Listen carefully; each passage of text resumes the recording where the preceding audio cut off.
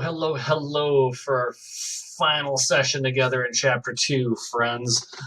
This is the review, meaning this is all material that I or your teachers have already taught you. So I'm really not going to do a whole lot on this, but just show you what we're dealing with in your slides, and then it's going to be really on you to make the most of us. There is a slide deck that you can use in order to do your work. Right in your Schoology folder, or you can play this video and pause as I go through the slides. I'll just kind of guide you through that as well. You got this. Okay, so this right here is basically a flow chart that kind of wraps up what you should have learned. Our whole focus in this chapter is about whole numbers, and what you got to remember is that patterns can be used to help multiply and divide numbers. That's those adding and subtracting zeros or moving the decimal. Numeric expressions can be simplified using order of operations, and multiplication division can be used to solve real-world problems. So our main focus is we're using a calculator, multiplication, division, and order of operation. And then multiplication involves some estimating, division involves some estimating, and when you combine those skills plus the estimating, then you've got the real-world problem work that you were doing. Now, what we have here now is simply the pages from the chapter review. You could pull this right out of Think Central. You could pull it from our slides. Doesn't much matter. You could write these answers on paper, or you could, on your Chromebook, you could just use your pen tools as well. The key here is to go through and solve these problems the best you can. If you get stuck on something, try and go back to an earlier chapter and find the video that addresses that, or find the area where we teach that, and then go through it again.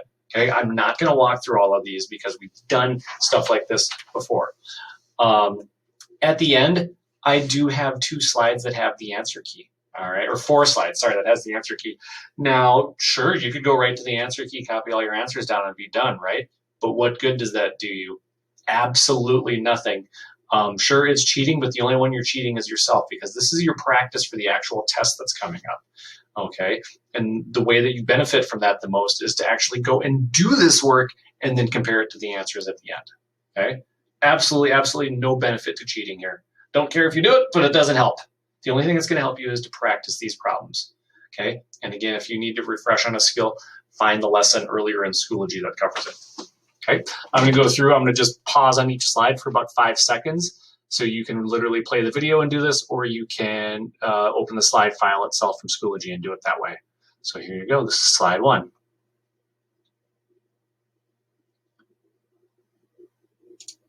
Here's slide 2, pause me.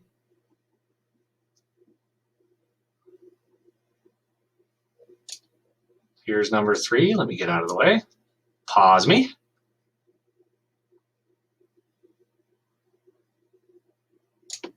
There's number 4.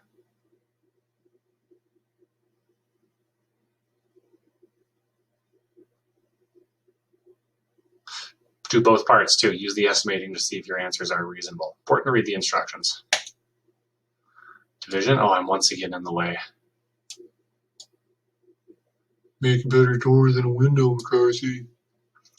I don't know if you guys still use that one when someone blocks your view. All right, estimating. This is just estimating. Remember, this is the idea of using compatible numbers, not the nearest thousand necessarily, but compatible numbers. This is straight up dividing. Long division. Does McDonald's sell cheeseburgers, dude? Simplify or solve using the order of operations. PEMDAS, please excuse my dear Aunt Sally, all parentheses first, followed by exponents, which we didn't do exponents, and then multiplication and division left to right, and then finally addition and subtraction left to right. Pause and solve.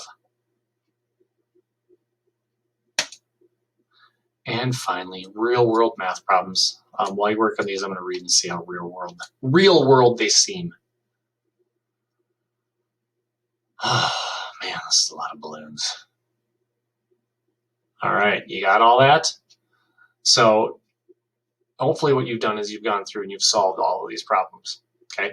The next pages have the answer keys, just for you to check and compare your work. And if you get something wrong, don't just mark it wrong, go and figure out why. That's where the learning comes in, is if you don't have the answer that you're supposed to get, go and find out why.